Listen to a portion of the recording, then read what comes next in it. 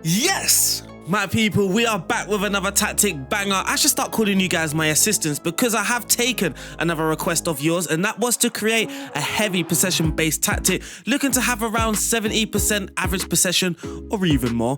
Is that possible? We're gonna find out. That wasn't the only challenge though. Another viewer asked to create a tactic with a double false 9, so I thought why not mix the two requests together and make a tactic banging, and here we are. The tactic was also put through 3 different tests as well, one in La Liga, one in Scotland, but also one in League 2. But now we're going to break down the tactic and see how it got on, finally playing a match at the end of the video.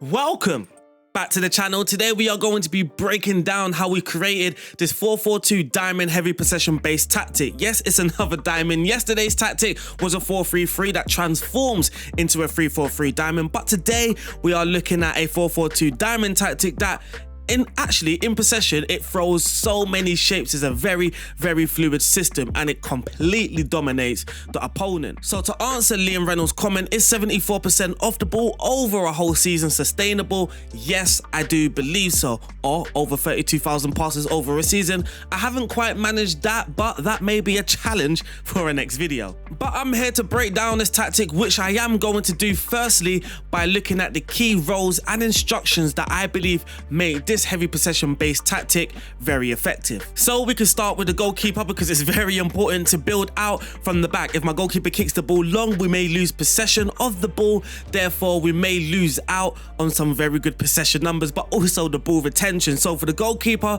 we are going to be using a sweeper keeper on attack. Now I'm going to boost the mentality to positive just so you can see that the goalkeeper's mentality is now very attacking. He's going to come out with the ball at his feet and he's going to try and be a little bit risky in possession. Compare that with the goalkeeper on defend. His mentality is now cautious, so from time to time he may just opt for that safe option first, which could be clearing the ball. Moving on to the defense line, one of the central defenders will be a ball playing defender, but his partner is going to be a libero on defend, and we're simply going to edit his player instructions and ask him to dribble and take more risk more often. Now the libero is going to be key for us to be able to create different shapes. He can stay in the back line or he can move into the midfield line. If he does move into the midfield line, it's going to be very important that we are able to stop counter attacks, but also to retain. If we need to recover or reset possession and pass it backwards, the libero may be still in midfield and that could leave one central defender plus the goalkeeper. But if we do use an inverted fullback, now he can come back inside and be that second central defender. Not only when we look to reset, we have that extra defender now, but we can also stop counter attacks when our libero goes wandering forward. In midfield, the 2 out of the 4 that I find very key, and to be fair, I think every single player is going to be fairly important in some way, but these 2 players allow us to do extra special things while we're in possession. Now we are going to be using a Mazzala on the right hand side. Of course, we've got an inverted fullback on the right hand side, so we need some players to be able to drift out wide, stretch the pitch, but also disrupt the opposition's defensive shape, and the Mazzala is very effective at doing exactly that. So not only when we're building up from the back is he going to roam and look to find pockets, but when we're moving forward into the final third, he's going to drift out wide into these areas. He actually on occasion does drive towards the byline, pull it back for one of the 2 strikers or the attacking midfielder. Another player that I find key in the system, and is sort of an unsung hero because he's not one of those fancy players, but he is very effective at doing his job and he is constantly moving, and that's the box-to-box midfielder on the left hand side. Of course, with the roam from position player instruction hard coded, he's constantly looking for pockets, and again it's something that he's very effective at doing and it hurts the opposition. He might not get the most assists, he might not score the most goals, but he finds pockets, he disrupts the opposition's shape. For an example, he might take in or suck in the opposition's fullback, and that allows our left back, who is going to be getting further forward, to then exploit that space. For me, an unsung hero and a very key player in our system. Lastly, of course, it has to be the double false 9s. Now, of course, you don't have to use the double false 9 system. Again, the tactic download will come with multiple different variations, but in this particular system with the double false 9, of course, the double false 9s are the 2 very important players up top. In the other variation with the advanced forward, still this false 9 here is very, very important. And similarly to the Mazzala and the Libero, he allows us to create different shapes and be very unpredictable in attack. Sometimes it's both of the false 9 dropping, sometimes it's just the one, and it allows the shadow striker or the attacking midfielder to get further forward and exploit that space. Sometimes we can attack and our attack shape looks a bit like this, or it looks like this. It can look like this. With the Mazzala getting further forward, we can be very, very fluid in attack. But those are what I find the important roles in this formation.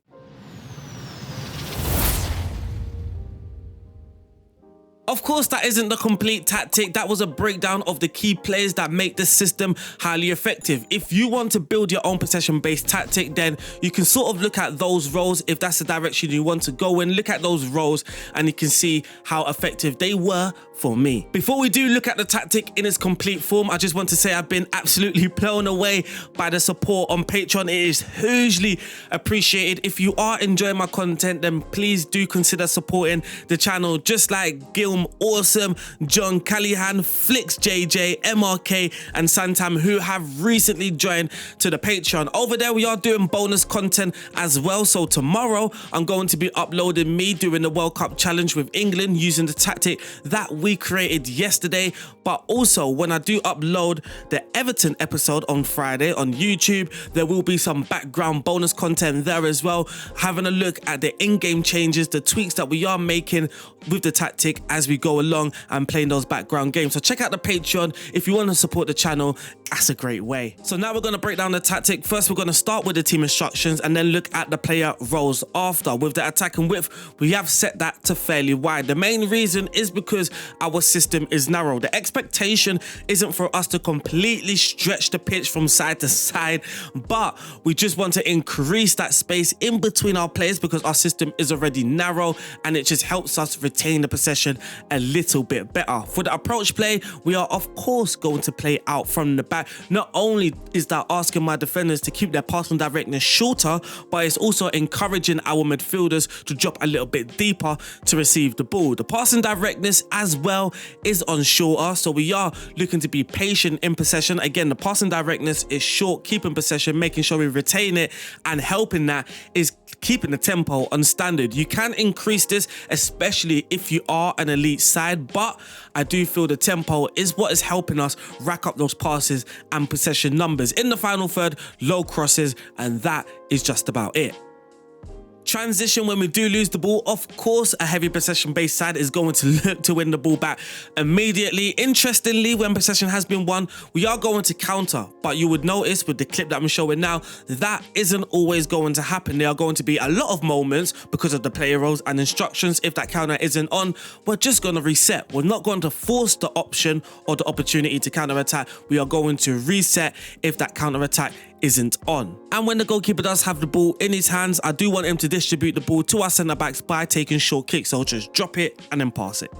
Lastly, out of possession, we're going to be really aggressive, again helping that possession based setup. If we do want possession of the ball and the opposition has the ball, then it's just going to be better for us to hunt down in a pack and try and win that ball back. But of course, because you're in possession a majority of the time, it's not going to be often that your players are running like headless chickens trying to win that ball back. So now the player roles, we're going to fill in the players that we left a little earlier. Given that we have no or little width on the right hand side because of the inverted fullback, of course the Mazzala is going to help us with the width on the right hand side, but he's not natural width. We are going to be using a fullback on attack here, well quite literally the fullback role on attack, getting further forward, naturally overlapping and putting more crosses in. Again, we don't have anyone crossing with the ball, and the fullback on attack is really the only player that is asked to cross more often. Our holding player is a defensive midfielder, but he's not on defend. He's going to be on support. Creating possession based sides, I do always encourage more supportive roles as they help you support play and keep possession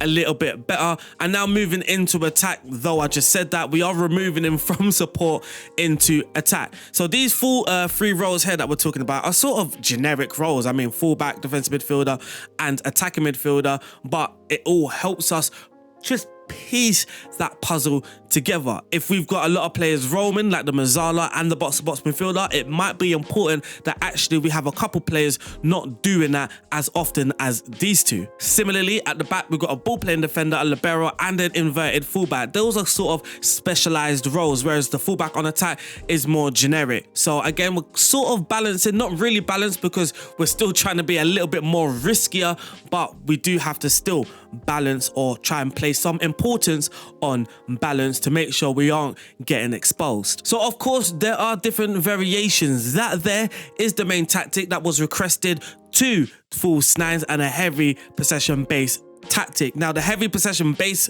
side of things doesn't go away, but of course we are trying to mix things up. So we do have now an advanced forward playing with the false nine. It creates a better balance than a double false nine, of course, but I wouldn't necessarily say that it's actually better.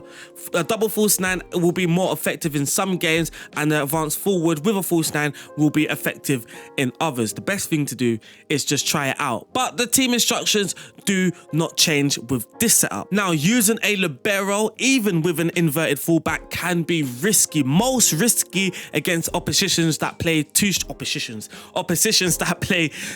strikers. So I do have a fix for that, and that is simply by using 2 ball-playing defenders rather than a libero and a ball-playing defender. And now our right back is an inverted wing back. So rather than our libero moving into the midfield line, we've now got our inverted wing back moving into the midfield line. But he's a little bit more fluid than the libero. The libero just goes up or down. Now the inverted wing back can go inside or he can go up, sort of covering 2 areas of the pitch for us. Making that tweak with the advanced forward is all down to you in the system, completely down to you. There's also a slight change with what we're doing off the ball as well. The defensive line has dropped slightly to higher, and we've also removed step up more. Again, defending 2 strikers can be very, very dangerous. And lastly, when you are playing against the big teams. Now, in my first 2 tests, admittedly, it's very rare that you're going to come across bigger teams because we kind of selected the biggest teams in those nations, but we are Mansfield in League 2. We did play Aston Villa, I think, in the FA Cup, but just teams in the higher divisions, and I had to find sort of a fix to play against those teams. Of course, beating Aston Villa was too much of a difficult job, but we still beat teams higher up than us, in divisions higher up. And what we did is dropped our mentality down to balance. We are now using an advanced forward as well. Not only that, we sort of kept that defensive system, so when we're playing against 2 strikers, we use 2 ball-playing defenders and an inverted wing back, and that's exactly what we're doing with the system against big teams, with the defensive line dropped to higher and no more step up more. But that there wraps up the tactic breakdown. All 4 tactics will be in a tactic download folder. Now we are going to play a game with Mansfield, and then we're just going to look at the results to close off the video.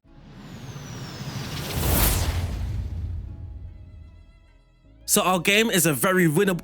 So our match is a very winnable one at home against Doncaster. This is the side. I mean, I don't know if there's any point going through it because I don't know if the players are that familiar to you guys. But what I did notice that I didn't go through the player instructions. So the inverted fullback runs wide, mark tighter. The left back dribbles more, run wide and marks tighter. The ball playing defender, no role or added instruction, but the libero dribbling more and tackle harder. I think take more risk is supposed to be there as well. Defensive midfielder, take more risks. The box-to-box midfielder has no added instruction. The Mazzala, again, no added instruction. Same to, well, the attacking midfielder does have tackle harder. The double false nines, both of them will look to run wide with the ball, run into the channels and tackle harder. But now, that's the players, that's the tactic, all wrapped up. Let's get into this game and witness some fluid attacking football. The Mansfield boys are coming out for their home test against Doncaster. I'm starting up with fire up from minute 1. Home. Left back with a free kick. Oh, what a goal! 2 minutes in, was not expecting that one.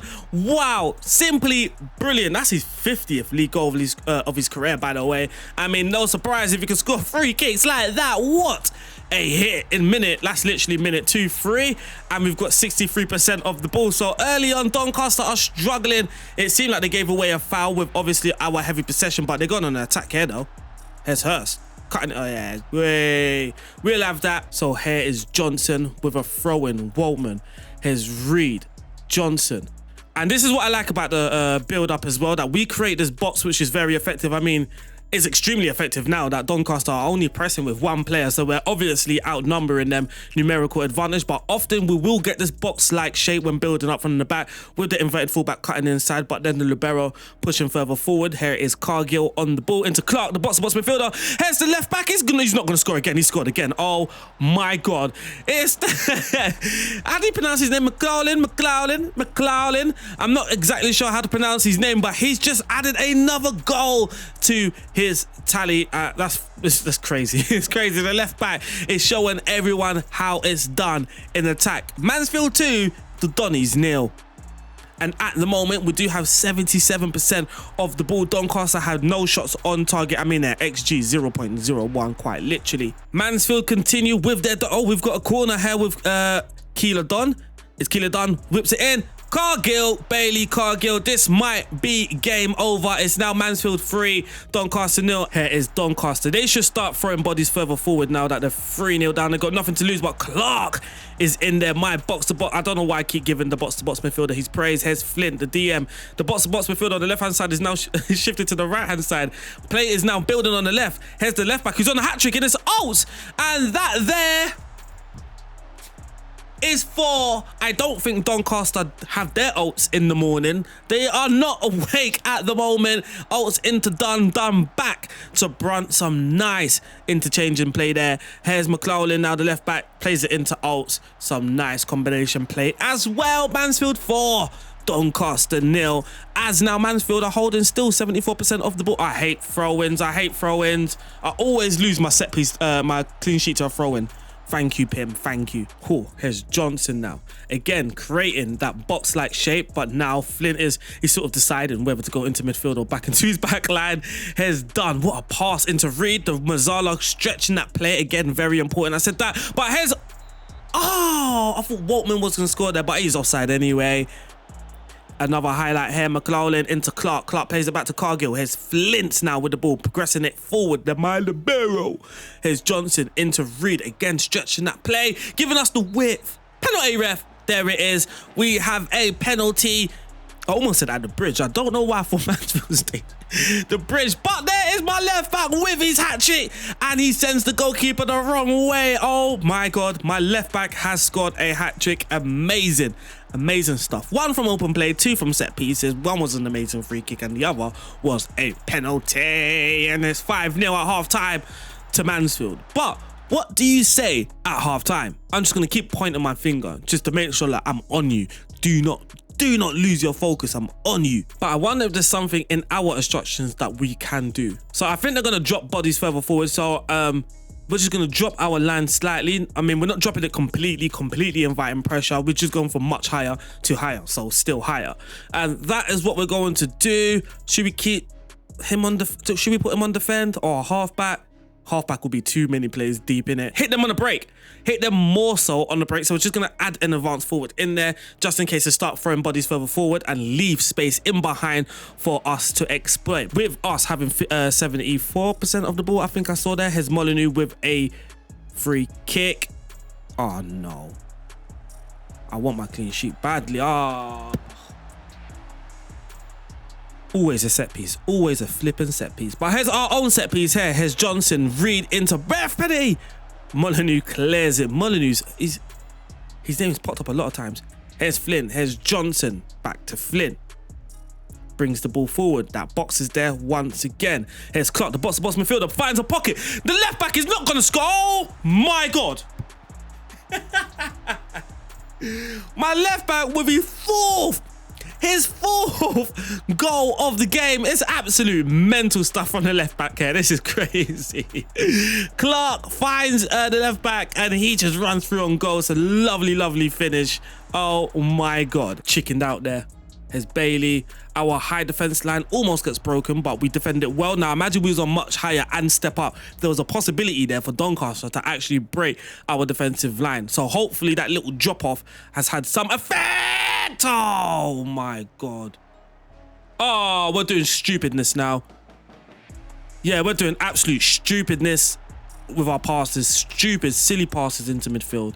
Absolutely ridiculous. So I've dropped the tempo, asking the players to sort of hold the ball up a little bit more. I don't know why we're doing some silly passes into midfield. It is Mansfield 6, Doncaster 1, and that is how that game ended up. And look at our little average positions here. Mental passing back. So here's the passing back from the last game where we played 518 passes. But that was the game. Now let's look at the results quickly before ending the video.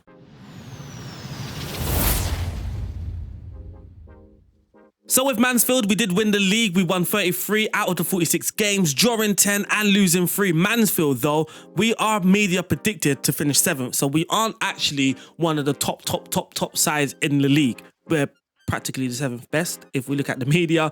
FA Cup, we got knocked out in the 3rd round by Aston Villa. It was a tight game, actually. It was only 2-1. We had 13 shots to their 10. We had 47% of the ball, but Zaniolo, the class of the Premier League players, was just a little bit too much. In the Carabao Cup, we got knocked out in the 1st round by Huddersfield Town, and in the Bristol Street Motors Trophy, knocked out in the 3rd round by Wigan. Again, a team that is higher up, division higher up. We scored 121 goals. Statistically, we absolutely dominated. Most possession, though, that's what we came for, 66%. Best pass completion and almost the best defense. We completed the most pass. Just look at the stats down here. Absolutely amazing. So I did say I did 3 tests. The first one wasn't actually Mansfield. The first one I will show you after this. Barcelona was the second one. This was instant resulted. So Barcelona won 31 out of the 38 games, drawing 4, losing 3, 97 points. We lost in the Champions League semi-final to Milan, but we won the Spanish Cup and the Super Cup. Statistically, again, very similar. We scored the most goals, fewer shots against us, but this time we were able to have the best defense. And lastly, for the results at Celtic, the only reason why I picked Celtic was because the original discussion, they wanted a tactic that was not similar to Barcelona, but can create that sort of 80% percent that Barcelona had against Celtic. And I replied back, well, you kind of have to be an elite team compared to the other teams in the league like Celtic. So we originally created it at Celtic, tested it at Barcelona, which was a sim, but then played again with Mansfield. In the Cinch Premier League, looking at the table, we won 35 out of the 38 games, drawing 2, losing 1. Rangers just decided to beat us. We got knocked out in the Champions League by Milan again, and in the Scottish Cup, we beat Rangers 3-1 in that final.